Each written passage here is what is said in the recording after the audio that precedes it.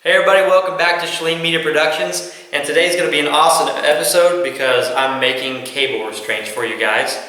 And I'm going to show you guys kind of the difference between my cable restraints and cable restraints you buy from the trapping supply house. There's a few different things that I did to hopefully make them just a hair better than what you would normally buy. But without further ado, we're going to show you how to make a cable restraint, guys. Alright guys, so your first step is you're going to want to cut off some cable. So what I have here is some 5/64 1x19 cable. It's a little smaller than 3/32. It's not quite as bulky and it won't be as visible to the coyote whenever they're coming down the trail. At least that's what we hope, in theory. But so I do 5-foot length cable lengths, so we'll get that set up here. Measure that out. So I just measure from the end of my table here. I've got a mark down here. It tells me 5 foot. Just cut that off with my cable cutters here.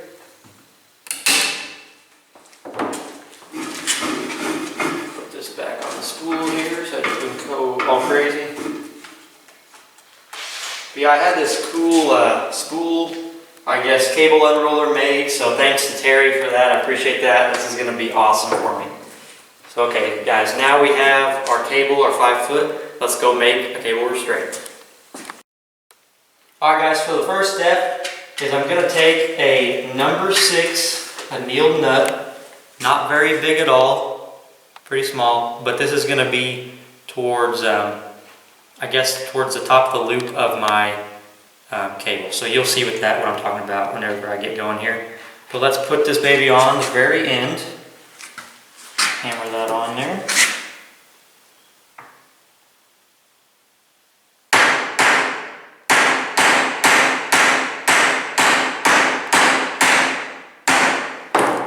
Okay, so I got that hammered on. It's nice and tight. Okay, once we have our annealed nut on the end there, we need to measure out a spot at 8 inches and a spot at 38 inches. And I'll tell you why. So we have to have a deer stop here in Missouri, and it's one of these small little deals. I mean, this thing is tiny, but that just keeps your cable restraint from going, I guess, all the way down on the neck of the animal, because you don't want to kill the animal. They just want it to hold the animal, and that's good for me because in the live coyote market, they just want that animal to be held nice and tight. They do not want to kill it. So this is where the deer stop will go. So we make a mark at 8 inches, and then we come on down here to 38 inches. And what this mark does is we'll put another annealed nut here, and this will keep you from opening your loop greater than, I think it's 10 or 12 inches, I believe, or maybe 14 or something. But it just keeps you from going too far, too big of a loop. So now that we have that done, you're going to want to see the way your cable likes to go naturally. So see, it likes to go that way. So we're going to bend this end here back just a hair with my needle nose pliers, just greater than a 90-degree angle. So let's go ahead and do that. So see, my cable wants to go that way. We're going to grab it. We're going to tilt it back towards me. And this helps to load your snare. And we'll kind of go into that here in a second. But yeah, just greater than a 90-degree angle. So now we're all set up there. And before we get too carried away here, let's go ahead and load this snare, or cable restraint, whatever you want to call it. So I just take my needle nose pliers, and you can see the way that the cable likes to go. And let's see, I'm going to go to my 38-inch mark and grab a hold. Maybe not that far, we'll just go up, just feel whatever's comfortable for you guys. But we're going to want to take this and run it hard along this part of my vise here. And you want to pull pretty hard at first and then kind of taper off as you go. So I'll show you how to do that. So I'm going to pull pretty hard, and then as I go I'm going to taper off. And just like that, our cable restraint should be set pretty good. So I'm going to go over here and kind of mark my 38-inch mark here and see how my loop is. So see, at max level, that is a great circle for our coyote to go ahead and run through, and it should help to spring that cable restraint shut. So let's go ahead and get some more parts on, and I'll walk you guys through that. Okay, now that we have our cable restraint loaded, we're going to go ahead. I use J-hooks, the J-hook styles. They work really well for me. They're easy to take on and off the coyotes when I catch them for the live market. So we're going to want to, I'll show you guys, we're going to put this J-hook on right like this on our cable, okay? We're going to run that all the way down. And so it'll sit like this whenever we get our loop made. So that way this part is against the coyote and it's not digging in with the sharp edge there. So that's nice. And next I use a micro lock, and it's a relaxing lock. Let me pull one of those out for you guys. And I'm going to show you what normally comes on them. So here is a micro relaxing lock, and it is really small, and it's going to be hard to see for the coyote, barely going to be visible. And this is the ADC washers that normally come on a standard snare. So this is one part that I really wanted to change up because that's pretty big and bulky. I mean, it works very well, it does a great job, but that's pretty bulky.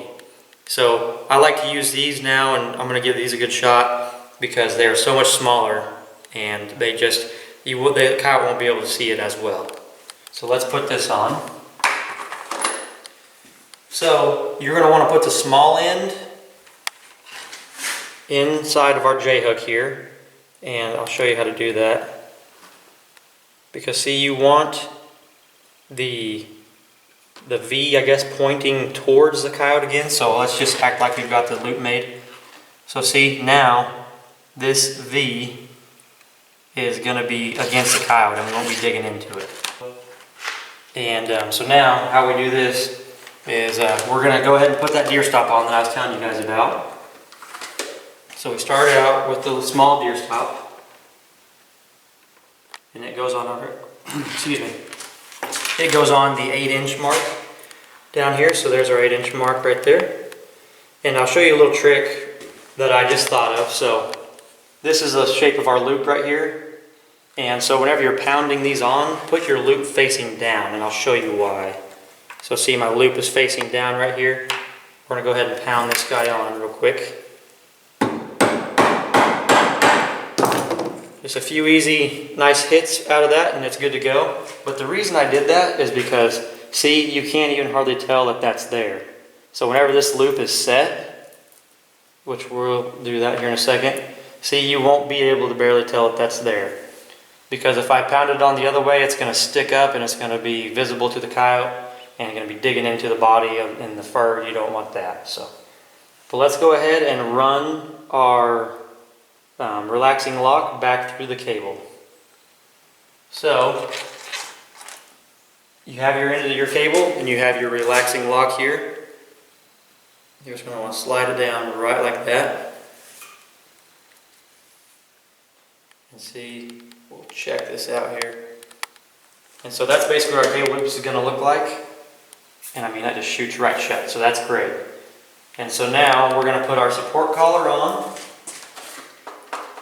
And I use the spring type, the coil type. And you're going to want to put them on with the point going down. Okay, so basically our support wire is going to be held up. Our cable is going to be over the trail. Boom. There, that's how we're going to catch them there. And then we're going to go ahead and put another annealed nut, a number 6 annealed nut, on the 38-inch mark to close it all in.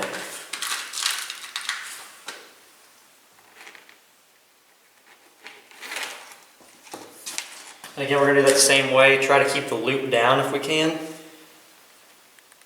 And that way it's less visible to the animals, which is always nice.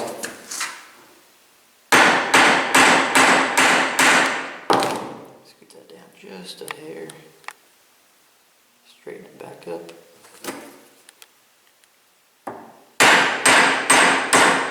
Oops.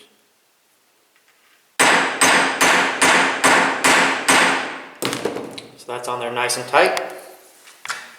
So see, there we go. It's not as visible and still ready to go. Okay, this is our last leg of the race here. We're going to get these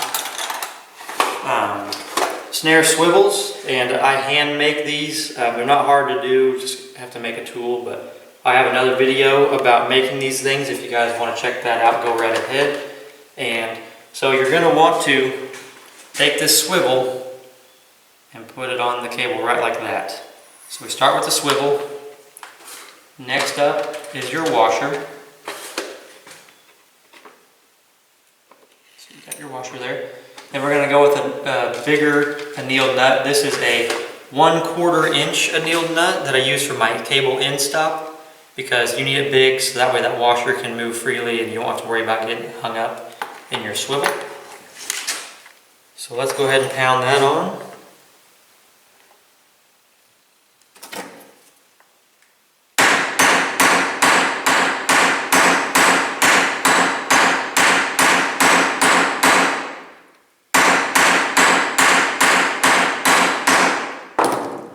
Alright, so that's on there nice and tight.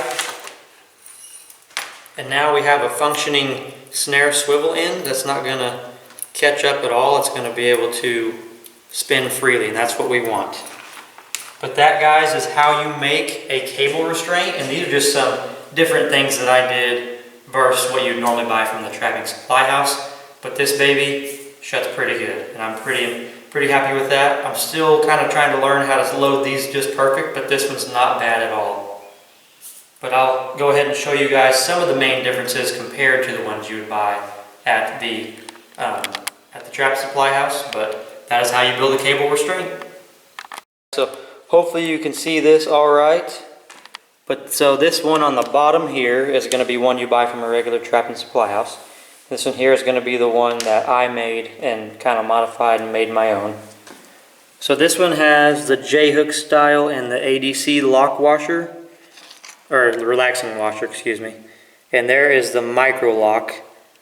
And I really like that small, slim look. And I think it's going to do really well for me. And plus I have a lot smaller cable. I know it's hard to see, but it's smaller cable. 5/64 cable is what I like to use. And so they use an annealed nut for their deer stop, and I used a low pro deer stop from Dakota line. And that works really well.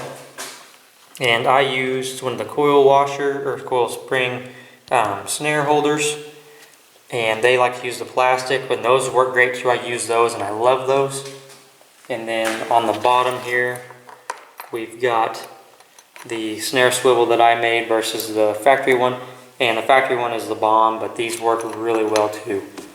But guys, you can get out here and make these cable restraints on your own very easily. I ordered enough parts to make 100 of them. And I plan on making most of them this off season and getting them ready for this upcoming trapping season. Alright guys, thank you so much for watching this episode. I really had a lot of fun doing this. I love to make these cable restraints. I'm not a pro at it by any means, but I just love to make them, and I cannot wait to put these to use, and hopefully we catch some good fur with them this year. And I just want to thank you guys for watching. I really appreciate each and every one of you. And hey, just don't forget to hit that like button, subscribe. We really appreciate each and every one of you. And we just want to know what you think about all this. I mean, let us know. We appreciate all your love and support thus far. And just keep on bringing it, and we'll keep on bringing videos for you guys each and every week. But I hope this catches you some fur. If you guys decide to make your own cable restraints and have any questions, just go ahead and message me on Instagram, YouTube right here at the bottom of the link.